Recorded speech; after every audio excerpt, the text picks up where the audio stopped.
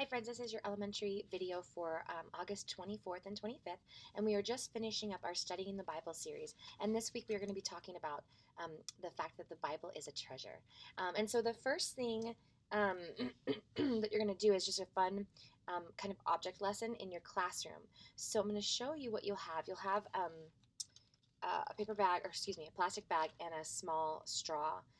And what you're going to actually be doing is showing the power of air. And so it'll be a flat, you have your straw zipped up Ziploc bag and a straw inserted at the very end. And then just have a book or two from home, or maybe Miss Denise or Miss Alicia or Miss Mimi can help secure some books for you. But you'll lay your book on the bag flat, and then you can show them by blowing through the straw how air will actually lift the book. And you can actually put multiple books on and continue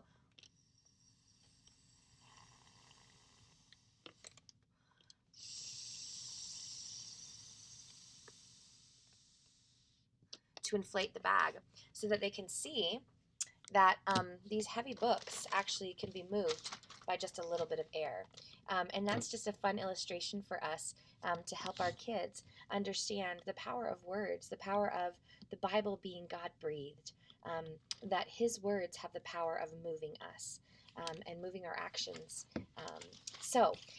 Then you will transition into story time, and your lesson this week is a lesson on King Josiah. Now, many of your kids may have heard the lesson of King Josiah from VBS, so that's really great. This will be kind of just a refresher for them. But the really cool thing about the story of King Josiah is that he was 8 years old when he first took over the crown, and so he was making a lot of these big decisions when he was just a young child, and that God can move mightily through a young person, just like every one of these kids that you're teaching.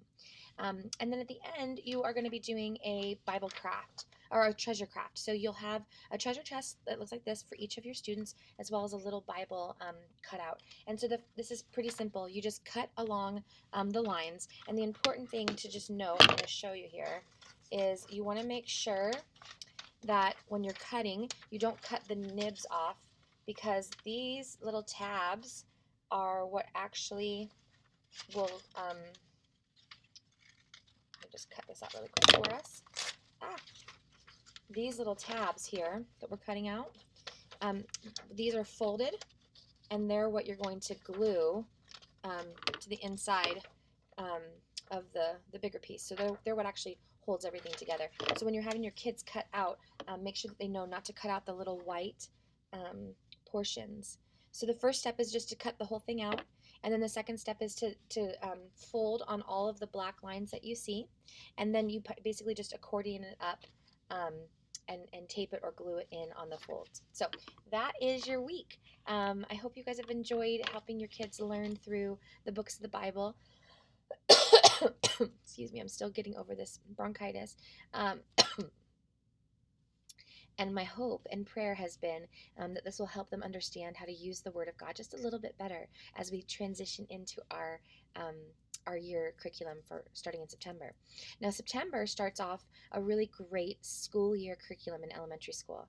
Miss Denise and I have created a program where we're going to be looking at the attributes of God. And so we're going to be sharing with kids who God is. They can understand who He is better, and then hopefully allow them to draw closer to Him.